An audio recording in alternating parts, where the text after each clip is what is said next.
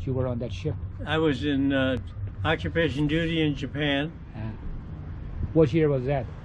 1949, 1950. And then I went to, and then all of a sudden they said, you're going to Korea. And we were there. Next thing you know, we're in Busan, Korea. And that's when the bad part was. That's when the communists were coming, and we were hanging on, just barely hanging on. It was bad. You know what? It wasn't bad for the army guys. It was bad for the local civilians. They were dying from hunger, and I would go aboard ship, get a meal, any kind of meal I wanted, and go out there, and these guys begging me for. That means to me, that means begging for food to live another day. And I met a few guys out there on the street. I tried to take them, stick some bread or something down here. That's all they wanted, bread. They didn't want, you know, Anything fancy? they didn't. They wouldn't care for anything except any kind of food. But you guys crossed all the way up to the inside. I mean, what's called the 38 parallel, was it? Oh yeah, that didn't happen until MacArthur made his big move. MacArthur he made a big change there, and we went all the way. And then I went up there too. Here I am near the border, and went to Incheon. Looked things over there. But by that time we were in control. You know, it was good. But you guys never made it to Pyongyang. No, oh no, no, I didn't know. I was on a ship, and we were taking care of it. And then we went to, we got surrounded and went to Hungnam. Where's Hungnam? And we were bringing taking our people out because they had been trapped by the Chinese army. And we were up there taking. I will have to say I was never in no danger myself. I don't think. They would shoot at us and they'd splash over there, splash over there. So what? We just walked around there like we were. I was only 19 years old, so you think, you know. What's the big deal? Yeah. But it was like when you were on the ship, it was not like heavy shelling and that you were running for your life. No. We did get shot at a lot. The splashes told us we were being shot at. But no, I was personally never. But I thought about it later, and I thought, you know what? We were there, and they missed us. We always had guards, like destroyers behind us. And the destroyers were, the minute one shot came in, here they would come in, boom, boom, boom, boom, boom. Like the snipers? No, not that type. Okay. The big guns. Oh, the big guns, okay. No. So when was MacArthur removed? Because at that time he was like, you know, he was told. Well, MacArthur wouldn't obey orders. That's why they kicked him out. Because they said, hey, cut this war down. Cut it down. And he didn't for a while. He wanted to bring A-bombs. He wanted to bring in A-bombs to shut. And our president, Truman, said, no way. We're not going to start another big super war, no. Especially with China being almost an atomic power by then. Yeah.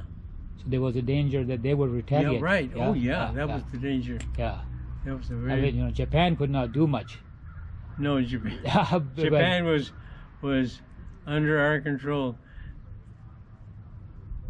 I will have to say, I loved going to when I went to Japan. I was scared, not scared, but, but I'm talking about what's going to happen here. Oh my God, here I am in Japan, occupying the United States over Japan. But I loved them. People were so good to me. I made a lot of good friends. Made a lot of good friends. That's good. The Japanese were not, to me, they were very good and polite and very intelligent people, very good.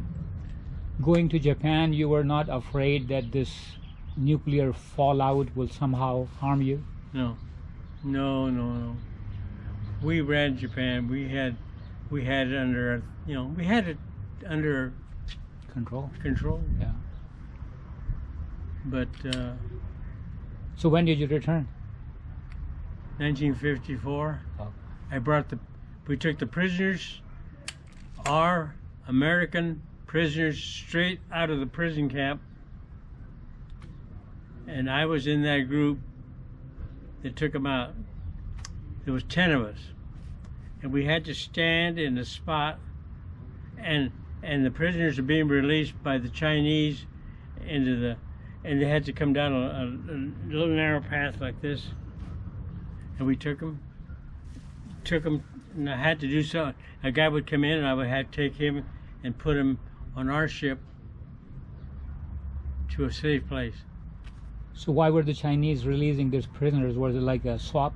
It was the end of the war. It was the end of the Korean. They had negotiated a peace treaty someplace. So we also had their prisoners too, that we Yeah. gave back? Yeah. And a lot of them didn't want to go back. 21 of our guys didn't want to go back. They didn't want to come back this way. Because? Because? Don't know. Oh, they got blamed. They got blamed for being a lot of. Maybe they were Cowards? treated better or something. I don't know. In the Korean camps, they were treated better? I don't know. Don't know. Yeah. The Korean camps were not. They weren't. They weren't. Good places. They were treated. And then we brought them from there, loaded on board our ship. That's why we were there, taking them. Come on, and we gave them staterooms to sleep in. It wasn't like they were put in the hole on our ship. We gave them staterooms to sleep in, and here we come back to San Francisco. September 28th, landed in San Francisco with all these American prisoners of war released. September 24th, what year? At 1950? 1953. 53 or 54? 53. Okay. 53. Had a good feeling with them. We unloaded them, and in San Francisco, and the welcome was something else. They had planes coming in, like that, and it was good. It was a good experience for me. When did you retire?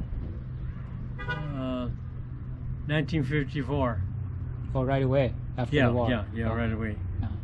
My wife told me, see, we all had families too, I hadn't seen my wife in, 6, 8 months. And she said, if you don't get out of this shit here, so I'm going to leave you. She left me anyway. But it was part of life.